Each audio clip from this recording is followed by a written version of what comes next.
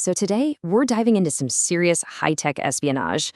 But, forget everything you think you know about spies and safecracking. We're talking about a brand new kind of theft. One where the target is an AI's brain, and the whole heist is, get this, completely invisible. Sounds kind of like science fiction, right? Well, let's break down how it's actually done. Okay, so let's meet Sarah. She is a super brilliant developer, and for the last 6 months, she's poured basically everything, her time, her money, a small fortune really, into building this incredible AI model. What does it do?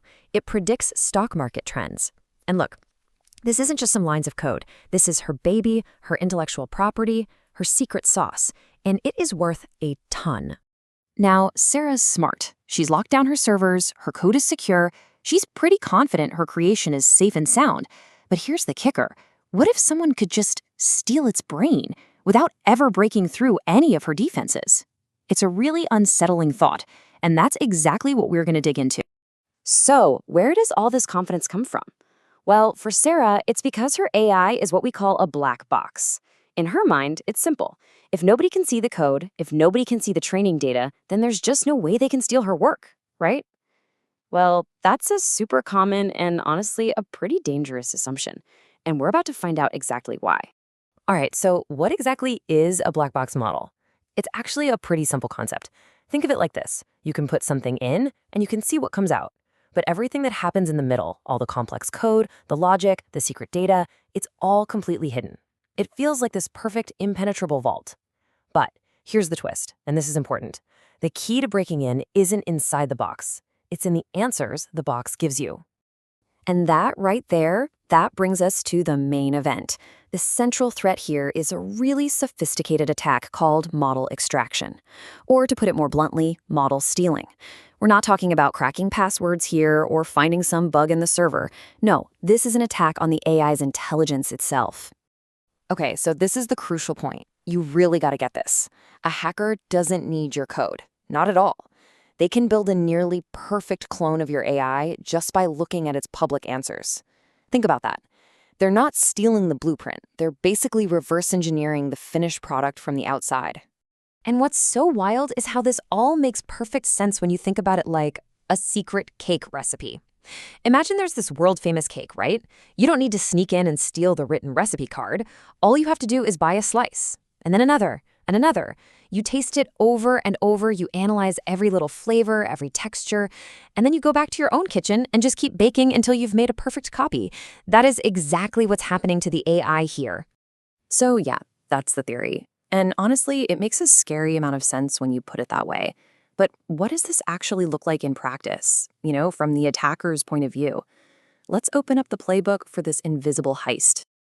Okay, let's introduce our attacker. This is Kim.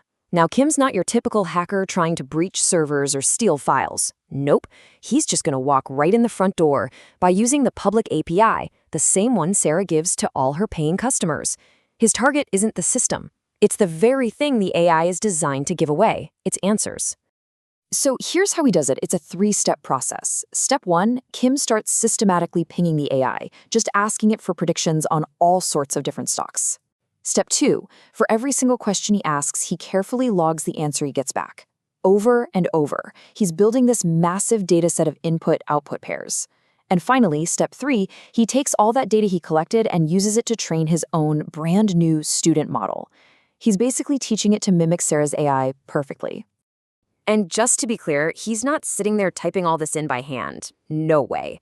Kim's running scripts that are sending thousands, maybe tens of thousands of automated queries. It's like he's having this super fast, robotic conversation with the AI. And with every single answer it gives, he's peeling back another layer of its secrets, building the foundation for his clone. And boom, the heist is a success. Look at this. Kim's cloned model is, for all intents and purposes, a perfect copy. It behaves almost identically to Sarah's original. Its accuracy, pretty much the same. And just like that, all that intellectual property, all those months of work, all that money Sarah invested, it's just been stolen. And not a single alarm bell went off. So right now, you're probably thinking, okay, that's bad. Her IP got stolen. And you're right, it is bad. But the danger, believe it or not, doesn't stop there. A successful clone like this opens the door to a much deeper and way more insidious kind of threat. So there are really two massive dangers here. First, there's the obvious one we've been talking about, theft of intellectual property. All of Sarah's hard work is just gone. But the second one, and this is maybe even more terrifying, is that the clone now becomes a perfect practice dummy for the hacker. And this is where things get really, really scary. Because with that clone running on his own computer, Kim has a perfect offline lab. He can hammer away at it, test it, try to break it, find all of its weak spots with zero risk of being detected. And once he finds an attack that works on the clone, he can just turn around and use that exact same attack on Sarah's real live system. Okay, so is it all doom and gloom? Is this just an unbeatable attack? Not at all. Now that we understand how the heist works, let's talk about how Sarah can actually fight back. Let's see how you can harden that intelligent frontier and protect your AI. The good news is, defenders have a playbook too. One of the biggest and most effective things you can do is called API rate limiting. Basically, you just stop the attacker from being able to send those thousands of rapid-fire questions. You can also give away less detailed information in your answers. You can train the AI from day one to be tougher against these kinds of attacks. And you can proactively red team your own model. Try to hack it yourself to find the weak spots first. And this is a fantastic example of giving away less flavor. Just like with our cake analogy, look at the before. The AI is spitting out buy with 98.432% certainty. That super precise number is a goldmine of data for a hacker. But look at the after. The output is just buy. Simple. It gives the real customer the answer they need, but it absolutely starves the attacker of the rich, detailed data they need to bake their copycat model.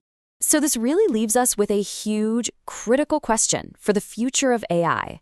If an AI's answers are its secrets, then how on earth do you protect a secret that you've literally designed to be shared? The game has changed. It's not just about locking down servers anymore. It's about solving this paradox at the very heart of AI security.